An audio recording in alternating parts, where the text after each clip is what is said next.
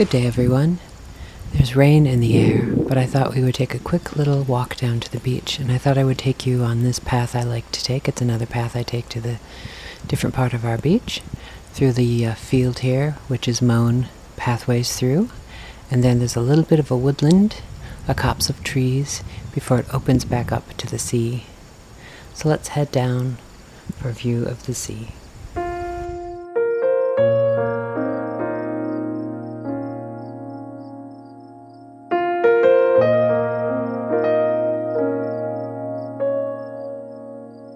So I really love taking this way, sometimes for my morning walks, because I can walk through this field, which has a mown path, and then as we come around this turn into the bit of small woodland, and there's a holly and scrub pine, and then you can see the field gives way to sand and a much sturdier form of moss that doesn't mind being closer to the sea.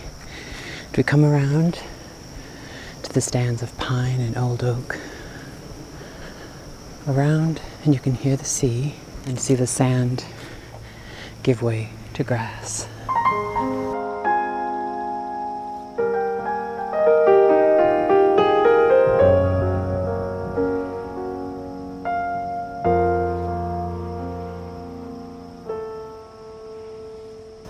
And then it opens up to parts of our beach and the neighbor's beach. You can see how the trees begin to fade into more a beachy sort of field. There's a stoic scrub pine and a hardy oak. And the path curves about, and we can see the neighbor's dock I love to walk to and swim off. And as we come around here, what I love is so many varieties of plants do so well, so close to the sea. And here, look, I've noticed this growing and growing over the past few months. Look at this beautiful variety of lichen. Look at how lovely that is. I might take a sample and use it in a animal fairy garden this autumn. But see how close we are to the sea? The path continues right there. And there's our beach and the sea and the seagrass. And this lichen happily bakes in the hot, dry, salty air. So although, and look at that lovely bit of driftwood. I actually set that aside a couple days ago. I'm trying to decide what I want to do with it. So I think the rain, you can see the sky is still gray and the rain is starting to come back. It's starting to spit down a bit. So if you look back, you can see there's our spitting rock we often see. So you can get a connection to where we are. And the tide is receding some as more of the seagrass is exposed. So this is part of one of my little walks. You can see there's another little sandy path that goes off that way. Sometimes I take that way through the woodland over to the dock instead of just walking on the beach, just because I enjoy stopping and gathering leaves and lichens and looking at the various plant life and snap pictures for sketches and things. So there we go. This is a rather short walk for you today, but it's a rather short walk for me as the rain is coming down. So let's hop inside the studio for the rest of today's video. But don't you love that sound of the waves?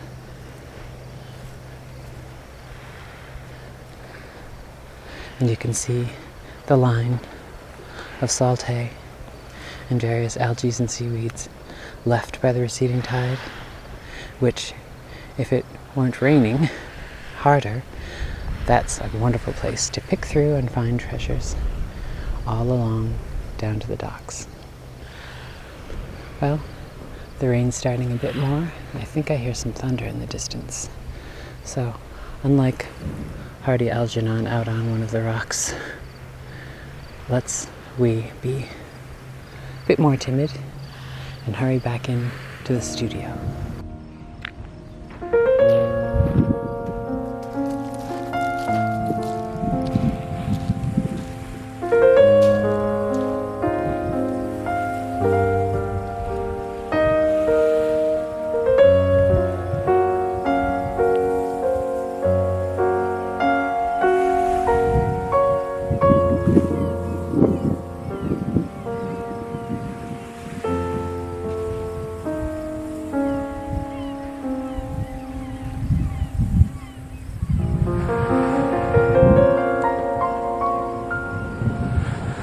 Now the sun is coming back out, so the sun keeps peeking in and out, and the rain showers come and go. So before the rain returns, I thought, let's hop down here, and I'll show you sometimes what I do. See, I see this lovely, you can see that I can tell autumn is on its way because the bittersweet closest to the seashore here, climbing up our little driftwood where I put conch shells on the path up to our lower lawn, is already starting to get yellow leaves and golden berries. So I thought, hop down here quickly, snap a photo, and we can take it and use it as an inspiration to work on a sketch for today. And to knowing me, I will probably pop an animal in there. Okay, let's hop back inside before the rain comes because there's blue sky there. But it looks like clouds might roll in. But either way, we have to get into the studio and get our work done.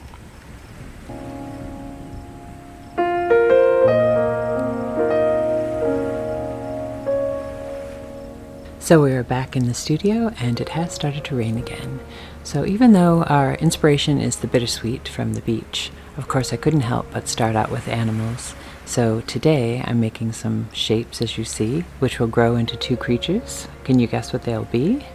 There's the beginning of the bittersweet, and then there you go. The next layer, the second layer over the shapes that I make, is more defining outlines of what we have here. Two happy little hedgehogs. Now I'm going to be filling these in as I usually do. Now you'll see I have about 3 or 4 layers currently, but when I'm all done, when it's all said and done, sometimes I can have up to 20 layers, which is one of the benefits. But I thought today, you can see here now I'm on, after doing about 3 layers of various rough sketch stages, which I can show you here by turning these off and on, that I thought I would share today how I do inking on a top layer. Now in my previous sketch I showed you the how I sketch with pencil and then use color, and that piece will still need to be inked, which I haven't shared with you yet. So today I thought I would show having the various layer of sketching. This is the top layer of sketching. As you can see, I label each layer. Now I go in and for each area of sketching I will ink, and how I ink is I simply use a fine nibbed ink pen from my palette in my digital palette, and then drawing on a layer above the final sketch layer, I can go in and do various outlines. And at this point, when I am inking, I will use obviously the key of the sketch I've made for darks and lights and things, but here I often like to add more detail, freeform or freehand, like I'll add extra lines or more expressive lines. Sometimes I'll add a few little eyelash, things like that, small details. And you can see here I've turned off the sketch because now as I'm going with the inking layer, I can add and then use the guide of the sketch underneath, and then I can shut it off to see if I like the way the contrast of the white of the page and the black of the inking. Now another aspect I like in digital inking as opposed to inking on pen and paper is when we make an area, when I make a stylized area, for example, to show where the mouth meets and there's a shadow, I can just grab the paint bucket like that and fill in the space.